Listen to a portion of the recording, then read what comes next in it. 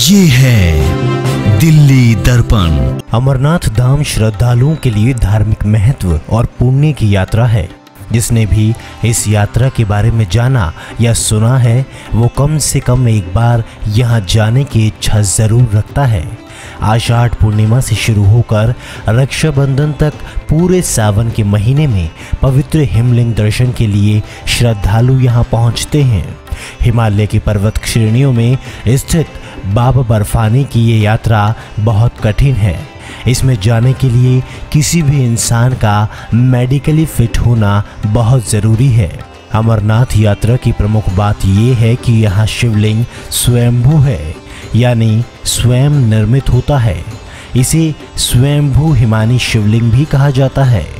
कहा जाता है कि चंद्रमा के घटने बढ़ने के साथ साथ इस शिवलिंग का आकार भी घटता और बढ़ता रहता है। अमरनाथ का शिवलिंग ठोस बर्फ से निर्मित होता है, जबकि जिस गुफा में ये शिवलिंग मौजूद है वहाँ बर्फ हिमकण के रूप में होती है।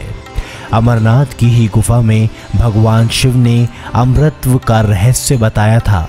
कहा जाता है कि जब भगवान शिव माता पार्वती को कथा सुनाने ले जा रहे थे तो उन्होंने छोटे छोटे नागों को अनंत नाग में, कपाल के चंदन को चंदन बाड़ी में, पिस्सुओं को पिस्सू टॉप पर तथा शेषनाग को शेषनाग पर छोड़ दिया। ये स्थल अमरनाथ यात्रा के दौरान मार्ग में आते हैं। अमरनाथ गुफा से लगभग 96 किलोमीटर पर स्थित पहलगांव पहली ऐसी जगह है जहां भगवान शिव ने रुककर आराम किया था। उन्होंने अपने बैल नंदी को भी इसी जगह छोड़ दिया था। नंदी बैल के बिना शिवलिंग को अधूरा माना जाता है। इसके बाद शेषनाग झील पर पहुंचकर उन्होंने अपने गले से सांपों को भी उतारा था। गणेश जी को उन्होंने महागुणस पहाड़ पर छोड़ दिया था। इसके बाद पंचतरणी नाम की जगह पर पहुंचकर भगवान शिव ने पांचों तत्वों को भी त्याग दिया था। माना जाता है कि जब भगवान शिव ने पार्वती को अमृता का मंत्र सुनाया था उस समय गुफा में उन दोनों के अलावा सिर्फ कबूतरों का एक जोड़ा मौजूद था। कथा सुनने के बाद कबूतर का जोड़ा अमर हो गया था। आज भी अमरनाथ गुफा में कबूतरों का वो जोड़ा नजर आता है। अमरनाथ गुफा श्रीनगर से 141 किलोमीटर दूर 3888 मीटर की ऊंचाई पर स्थित है। अमरनाथ की गुफा की लंबाई 19 मीटर और चौड़ाई 16 मीटर और साथ ही ऊंचाई 11 मीटर है।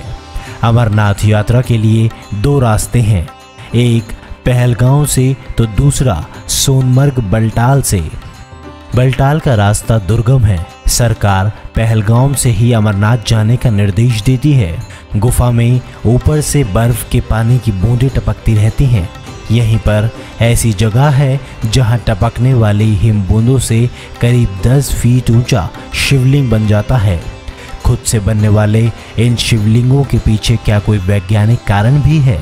कुछ घटनाओं की वैज्ञानिक कुछ हद तक व्याख्या कर पाते हैं, लेकिन अमरनाथ के शिवलिंग के रहस्य को पूरी तरह से सुलझाया नहीं जा सका है। अमरनाथ की बर्फ से बनी शिवलिंग पहाड़ के छिद्रों से गुफा में गिरती बर्फ के पानी की बूंदों से बनती है। इस वीडियो में बस इतना ही। आपको अगली बार किसी और यात्रा पर लेकर चलेंगे और वहां की मान्यताओं के बारे में आपको बताएंगे। फिलहाल इस वीडियो को लाइक कर दीजिए, शेयर कर दीजिए और अगर आपकी कोई अपनी राय है तो उसे कमेंट बॉक्स में लिखना मत भूलिए और साथ ही दिल्ली दर्पण टीवी को सब्सक्राइब कर लीजिए और बेल नोटिफिकेशन को प्रेस कर दीजिए ताकि आने वाले समय में सबसे पहले आप ही के पास इस तरह की यात्राओं की वीडियो पहुंच सके।